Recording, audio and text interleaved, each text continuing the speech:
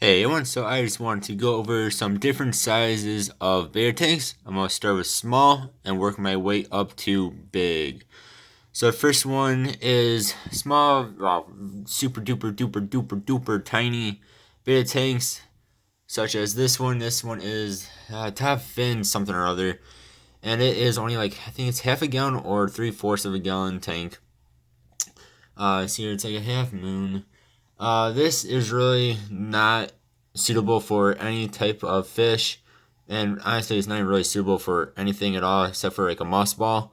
Actually, what I have in here is two super duper tiny snails. They are just the invasive snails, the ones that most people just end up killing in their tanks, because they come in on plants, live plants that they buy. That's how I got mine. Um, yeah, so this small of a tank is really not suitable for anything except for a moss ball, like this one here, or maybe some snails. Let's see if we can get this top off. I see one floating on top there. It is alive. It's just that's just what snails do at times. They just float around. Yeah. So this I highly recommend. Do not put anything in. What this really is out on the market for is to just make the company money from people that do not know better. Next, I have two examples. These are 1 gallon. So this is a 1 gallon. Again, this is a top fin. Uh, Again, being only 1 gallons, it is not really suitable for a betta. Now, some of these will come with filters like this. You can get a small heater to put in them. But by the time you add in gravel, add in decorations, you have the filter sticking out of it, you really have no room for anything. 1 gallon, again, is just too small for really anything except for, again, a moss ball. Might be able to get away with a few cherry shrimp or ghost shrimp in a tank this size. Or what I was using this one for is for if you have a sick betta, an injured betta, a betta that just cannot swim. These are good for that, as long as your filter is not too strong and you don't have too much stuff in the way for them to be able to move around still. That's really the only use for a 1 gallon tank, or even 1 to 2 gallons or less. I would say is just for if you have a handicapped, an injured, or a sick betta, or again maybe a couple of shrimp if you really want to, or like a moss ball. And then here is another 1 gallon. This is a 1 gallon cube. This is the Aqueon Edgelit. It has LED lights going all around the edge.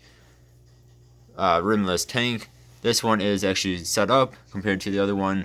Again, not really suitable for anything, but maybe a few cherry shrimp, ghost shrimp, or some sick bettas that need to just recover and cannot swim very well. Next would be 5 gallons. I have two examples here. This one is the top fin 5 gallon. I think it's actually 5.5 gallon standard tank. So again, they'll come with a filter if you get the kit, LED lights. You can put in a heater in them as well. This is probably like the perfect size for a betta. I don't have a betta in this one, as you can see. I still have some very small tetras, shrimp, and snails. But this is like a perfect size for a betta. You can add in a few shrimp with them or snails with them. You shouldn't have any issues unless the betta tries to eat the shrimp, which is possible. But this gives them enough room to swim around. Again, you can add in a heater, you add in the filter, you have an actual usable light. There's enough room for them to swim around. You can add in a whole bunch of decorations without taking up too much room for the betta, away from the betta. And yeah, this is like a perfect size. And again, this is another 5 gallon example. Just a different shape. This is somewhat of a bow front tank. Again, you can see it's a little bit taller, but it's not as long and not quite as wide as the 5.5 or the 5 gallon standard tank is. And again, you have a heater, you have the filter, everything else. Again, these come in as kits, and again, you can spend, these are between 30 to $50 on they're like perfect for a betta. Just want to make sure that if it does come with a filter, make sure the filter is not too strong, or if it comes with a filter like this top fin that is adjustable, you can make sure you just adjust it to a flow rate that is not too strong for your betta. This one I did have my Green Hawk betta in for a very long time, or a while. And I just recently took her out and moved her into my 45. And then like one step up from that is this is a 7.5 gallon. This one's actually an Aqueon shrimp tank, but 7.5 gallons, so it's in between the 5 and the 10. See, I have my glowfish betta in there, who is always doing good, always swimming around. You can probably hear that. This filter does get messed up quite often, then I just have to clean it. It doesn't really get dirty, it just gets weird and funky and then starts making a whole bunch of noises. Oh yeah, so this is 7.5 gallons. Again, comes with a filter, more than big enough for a heater. I have the LED lights. This one's actually really cool.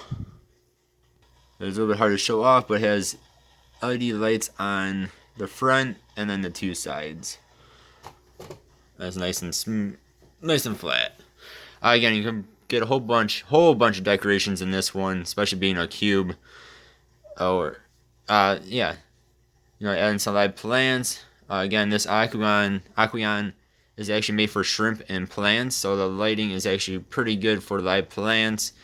Then you add in the substrate that does it even better. Yes, and this is just a bit bigger than the 5.5 gallon tanks. And it's very nice looking. Then one more step up from there is a 10 gallon. So this is a different type of 10 gallon. This is actually my paludarium. But the base here is actually 10 gallons. Of course, 10 gallon, you can get it as a standard. Buy them from Walmart for I think it's like $30 for a kit that comes with the heater, or excuse me. It might come with the heater. Cannot remember if Walmart does or not. It does come with the filter. It comes with the light. Yeah. So this is probably one of the most common sizes. And again, these are perfect for bettas. They're more than big enough for a betta. And you do get a 10 gallon tank. You can add in other fish as tank mates, as long as your betta gets along with them. Or do like this, where it's a paludarium. So up top, you can have, like I have a crested gecko, or do some frogs, or do some other type of amphibian or reptile up top. And then at the bottom, you can have your fish or your betta. And of course, being this size, you can also get in shrimp or snails. And again, other types of fish for companions or tank mates. Just gotta make sure that they're all compatible, not trying to eat each other. And then after 10 gallons, pretty much anything above that. This one here is my 45 gallon tank. Like I said a little bit ago, I moved my Green Hawk betta into here. So these, you want to make sure they're actually not too tall. Especially if you have a big, see there's my little betta. Especially if you have a long finned betta. Usually the longer their fins, the less they are able to swim. The worse they're able to swim. So if the tank's too tall, they may not be able to get to the surface to breathe from the air. Anything like this, like the 45, is great because, again, as long as your betta gets along with other fish, you can have a whole bunch of other fish in with them, along with shrimp and snails and whatnot. So in here, I have some white cloud minnows, I have platies, I have cory cats. I actually have a couple of sparkling gouramis in here as well. So like I said, you can add in a whole bunch more fish, and instead of just having your one betta, yeah, as long as everyone gets along with each other. And of course, again, have a crazy amount of decorations like I have in here. Have the filter, have the heater. And yeah, I mean, then they still have a whole bunch of room to be swimming around and be happy.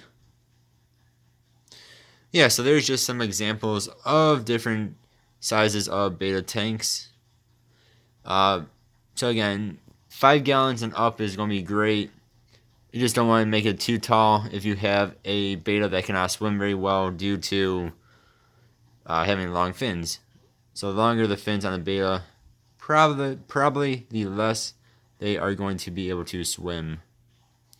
Now short fin bettas like my female there should have no issues with a taller tank. Yeah, and just gotta make sure that you wash them and make sure that they are behaving okay. And make sure if you do add in tank mates that everyone gets along and no one is picking on each other. Thank you guys very much for watching. Hopefully this was somewhat helpful. And I'll see you guys in the next video. Goodbye.